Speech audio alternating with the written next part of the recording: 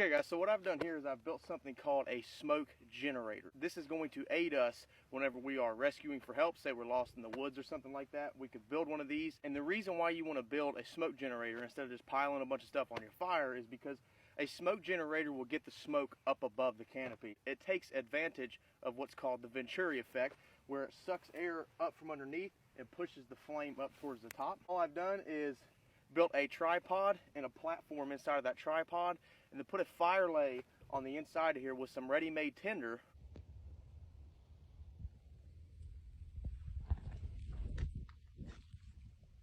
That we can light at a moment's notice to get this thing going. And I covered the outside of it with pine boughs. It doesn't have to be pine boughs. Any green foliage will work. One thing you have to remember is the color of the smoke that stuff is going to put out. Now, about 20 minutes ago, it was sunny, clear blue skies, and now it's overcast.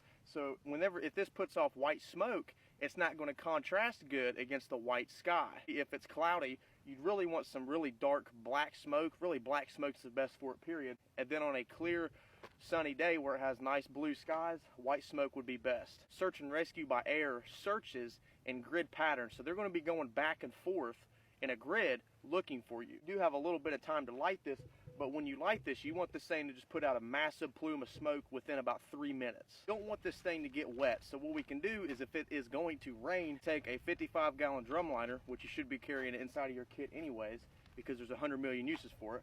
We could take a 55-gallon drum liner and just wrap it around the outside. Whenever we go to light the fire, we can just leave it on and it'll burn too. And this will keep the majority of the rain off of our fire. We can light this with either a ferrocerium rod, Bic lighter, whatever. I'm just going to light it with a Bic lighter.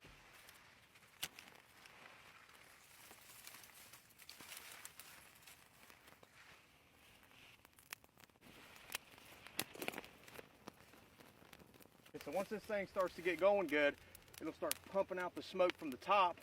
And again, you don't want this stuff to burn. You want it to smolder. Keep in mind the direction of the wind, because you can see now it's just pushing this stuff right down because the barometric pressure is kind of low today. But you can see the big plume of smoke that it's letting off up top.